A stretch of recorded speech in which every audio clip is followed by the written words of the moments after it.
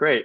Hi, Julie. So first question, Court Square in Long Island City has seen significant residential development with thousands of new residents and large buildings continuing to be built. Although the city has tried to balance unplanned residential development of Long Island City by promising a new $60 million elementary school and reopening the closed library branch, there really hasn't been any real progress or updates from SCA or Queens Public Library on the new school or library, despite continued construction and new land sales and resales transactions. So as the council member that represents the neighborhood, what concrete specific steps can you do to prevent these scenarios from occurring in the future? And now that we are in the current situation, what concrete or specific steps can you take to ensure that the city actually delivers its promise for the new school and the library for the neighborhood? Thanks, Frank. Hi, everybody. My name is Julie Won, and I'm running for City Council in District 26. So I know that we all live here, so we know that it's Long Island City, Sunnyside, Woodside, and Astoria. And it's always good to see you, Frank, as always, with the sun shining behind you, and your yellow highlights make it seem like the sun is extra shiny. And I love all these like 5-part questions that people ask. So I think first and foremost, right, as a leader in any capacity in our community, the same way that you and I serve on community board too, I think it's important, especially as a future council member, that we really take into place comprehensive planning, and not just comprehensive planning for development instead of doing piecemeal, which is what we've seen throughout Long Island City, especially in our district, is that we also have shared inclusive decision making. I know that all of us have been on calls where we've done digital post-its, in-person post-its, and there's a lot of performative democracy, but we've seen very little action that have really taken our feedback into account. And we've seen that actually solidify the ways that you're pointing out, the lack of actual green space. For children to play in Court Square, they have to walk quite far to go to a playground. There is no playground for children right now in Court Square, the library that has been closed, as well as an elementary school and just public school seats in general that are lacking. So with those things in mind, I think it's really important that we really take into community account by working with leaders like yourself, the Court Square Civic Association, LIC Coalition. I know that there's also Interfaith Justice and Court Square Justice Organization. There's a lot of organizations that we can partner with to make sure that we have adequate community outreach within the Court Square area, and working even directly with parents, working with the CEC and the PTAs to make sure that we're getting feedback from parents when it comes to education or childcare, and making sure that we have a holistic view on what we're trying to do. And that includes not just performative democracy, where we have town halls once in a while that's not always accessible for working people or working parents, but making it accessible to all people, even those that don't have Wi-Fi, by making sure that there is both digital and in-person availability to get feedback for what our community really needs. And I think when it comes to that, to ensure that we are moving forward in the right direction, we need to make sure that we have social listening, making sure that we're getting feedback on writing through surveys, as well as in-person town halls and so forth for public hearings. So I think that's first and foremost. And I think secondly, when it comes to making sure that we have school seats open, I think we also have to have a near-term plan. We're not going to be able to build and open a school tomorrow.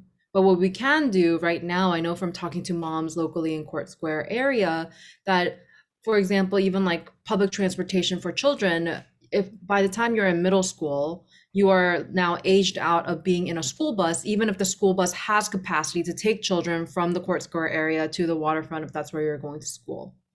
So making sure that we make schools accessible for all children, especially in the Court Square area. And for example, as the ramps green space comes to use, making sure that that's also, there's awareness so that people can use it when it comes into play. Perfect. Thank you so much. Just the next question. District 26 is made of diverse neighborhoods that are pretty segregated. Today, families in one neighborhood, they live, eat, work, and send their kids to different schools than other families in the district. Since these communities don't intersect, sometimes you end up with perspectives from one neighborhood describing Long Island City as filled with ghost towers, and another perspective with Long Island City described as overcrowded with the lack of infrastructure of schools and public space. So as the elected official representing the overall district, How do you reconcile these perspectives and different communities to kind of ensure better connectivity, but also just better representation for the district overall? Yeah. And I think you're the perfect person to ask this question because I know that you know firsthand how important it is to have these personal relationships, right? The way that you and I grabbed coffee, it's going to be really important that you make the time to listen to all people because the same way that we say that beauty is in the eye of the beholder, it's the same way with our perspectives from our lived experiences and within the social circles that we live in and the work environments that we're currently in. Our perspectives are going to be very different in what we see within our bubbles of our neighborhoods. So I think that's why it's really important to hold these relationships the way that I was saying for top like grass tops organizing, making sure that I'm connected with a lot of these civics associations as well as the nonprofits and the CBOs and a lot of just coalition groups that organically have formed in our district, making sure that I'm acquainted with these leaders and in good relations with them and not just within Court Square, but also just other parts of the district as well, right? Like Blissville and making sure that we're connected with Dutch Kills, the Civics Association, Old Astoria, as well as Queensbridge and Ravenswood. And I currently serve on the board of 696 Build Queensbridge, also known as Community Capacity Development, where I've done the work for a few years, even before the Black Lives Matter movement, to make sure that we were decreasing violence and formulating a public safety model that is community led. So in order for us to represent all of these different districts, we're also going to have to provide a space for all of us to come together because it's not enough for us to just gather amongst ourselves with our own perspectives, with people who are already aligned to our ideas, but also coming to the table with people who have completely different lived experiences as well as perspectives to come together, to come to some sort of understanding of equal footing to say what is actually best for our community as well as our entire city. And what does that look like? And obviously those meetings can be very painful. And I know that you and I have been on calls for like 6 to 8 hours sometimes. And it could be very painful, but it's something that is worthwhile. And there are different ways I think that we can also professionally facilitate these conversations, right? To make sure that we're making the best use of our time as well as making it as um, amicable as possible and that we're documenting a lot of the feedback. It's not just enough for us to record these sessions, whether it's on Zoom or in person, but actually formulating a process of documenting the different ideas that come to play, as well as the different opinions, and making sure that we can categorize and organize these ideas and making sure that we have an opportunity as a team, as a whole entire group of community members to prioritize it as well, to really understand what are some of the benchmarks or the gradients that we want to have a standard for on how we want to prioritize these ideas to make sure that this is our top priority, our second priority, and third priority, all in order so that we know what to tackle first. Because we have limited resources and limited people, we can't do it all at once. Perfect. Thank you so much. We just have two more questions. So, third question, when Court Square was first envisioned, it was meant to be a commercial area, an extension of Midtown East. However, developments end up being a lot of large residential high rises, as we know now. Today, Court Square is being positioned as a mixed use neighborhood with significant commercial development like Jack's, which is 1 million square foot of office space, Inno Labs, about 267,000 square foot of BioLife Science, and Citibank and Altice Power Stone Place. What are your perspectives on diversifying the business mixes, specifically around commercial use within Court Square, and if applicable, with what government tools, policies, or incentives or otherwise? Yeah, I think it's really important that we have diversified buildings with mixed use, especially for because we already know, even if we started out as a commercial space, that the reality of it is that it did become residential for the most part. And if you have families, especially young families and individuals who are living in this town, like in this part of town, then we need to make sure that it's actually that we're really thinking of it from a quality of life perspective. Because the number one thing that I talk to a lot of the residents in the Court Square area is because I used to live there before I moved to Sunnyside for a few years, is that we don't have a lot of small businesses like mom and pop shops in Court Square. And that comes down to commercial rent and how expensive it is when it comes to leasing and how important it is for us to actually have affordable spaces, especially for artists who are in our district.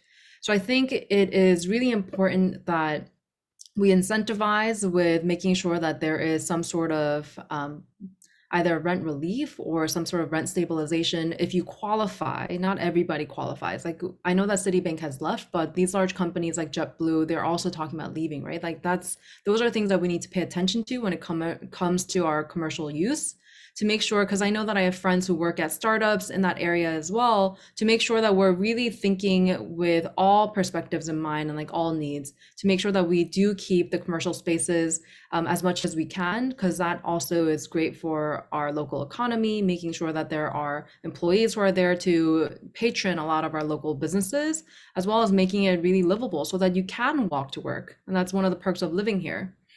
So I think making sure that we're really being mindful of what kind of businesses we're bringing in, as well as who we're supporting, and making sure that we even allow space for new entrepreneurs like startups, and making sure that we continue to help these maker spaces, as well as innovation incubators and all of these co-working spaces to thrive, and making sure that all the needs of the constituents are met by making sure that whatever it is that we need to do when it comes to commercial leases, and making sure that with a lot of the flight that we've seen with COVID-19, that we're really fighting for recovery, especially for our small businesses. Thank you so much, Julie. And just the last question, I know this question was asked to you in the March timeframe. It's about ranked choice voting. Is at the time you were still learning all about all the different candidates. But the question is really, can you let us know who your number 2 vote would be for the council member in the district? And if you choose to, which candidate would you not rank within your top 5 choice, and why? And the second one is optional, but do you have an idea of who your number 2 choice vote would be? Frank, you trying to start a fight? You're gonna start some drama in our town? We have to work with each other even after the election. So this is a really tough question because, as you know, a lot of us serve in the same spaces. So we have a lot of respect for each other, and we're very amicable, especially because ranked choice voting really cultivates a very amicable and friendly competition within our candidate pool of 15 candidates.